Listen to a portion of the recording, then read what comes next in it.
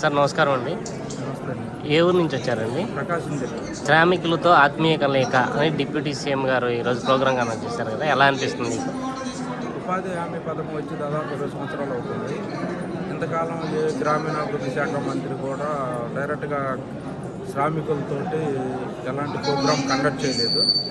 ఈ మేడే రోజు ఉపాధి హామీ శ్రామికులను గుర్తించి పిలిపించేసి వాళ్ళతోటి ముఖాముఖి నిర్వహించడం అనేది చాలా ఆనందంగా జరుగుతుంది.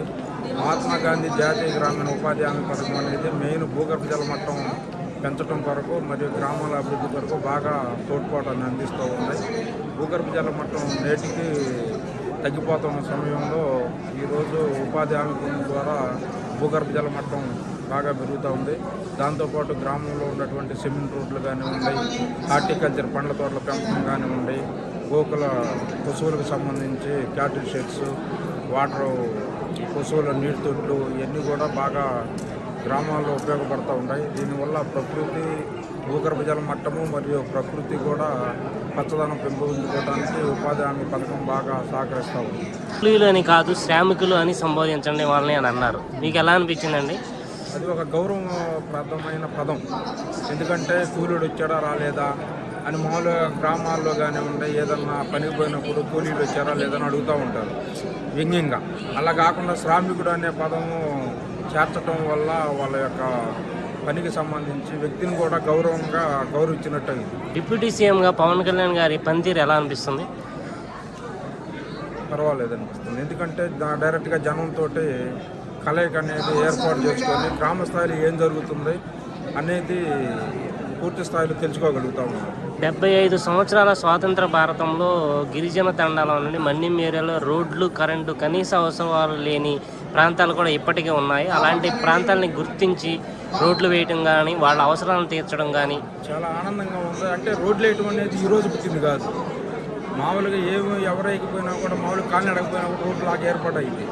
కాకపోతే ఈ ఉపాధి హామీ పథకంలో గ్రామంలో సిమెంట్ రోడ్లు ఇంకా బయట పక్క తిరగటానికి అనుకూలంగా ఉండే విధంగా బాగా గిరిజన తాండాలు కానివ్వండి, గిరిజనులు నివసించే ప్రాంతాలు కానివ్వండి, మన్యం జిల్లా కానివ్వండి, ఇంకా ప్రకాశం జిల్లా ఎర్రగొండపాలెంలో పాలొట్లు అనే గ్రామం ఉంది. ఇప్పటికీ కూడా 45 కిలోమీటర్లు రోడ్లు లేని పరిస్థితి.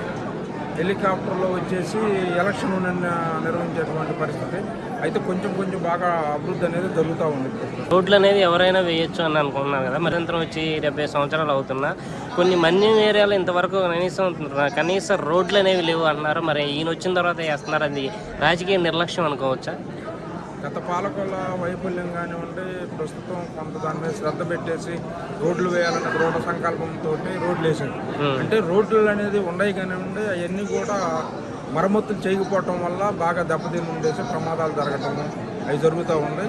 ఇప్పుడు రావటం వల్ల మట్టి రోడ్లు వేయటం కానివ్వండి, సిమెంట్ రోడ్లు కొత్తగా వేయటం కానివ్వండి, ఇవన్నీ కూడా కొంత ఊరట కలిగించే అంశాలు గ్రామాల అభివృద్ధికి. గత పాలకుల కన్నా కూడా మినిస్టర్లుగా గ్రామీణాభివృద్ధి శాఖ చేసిన వాళ్ళు సమ్ బెటర్ అనిపిస్తారు. మాటలో పవన్ కళ్యాణ్ గురించి చెప్పాలంటే ఏం చెప్తారు?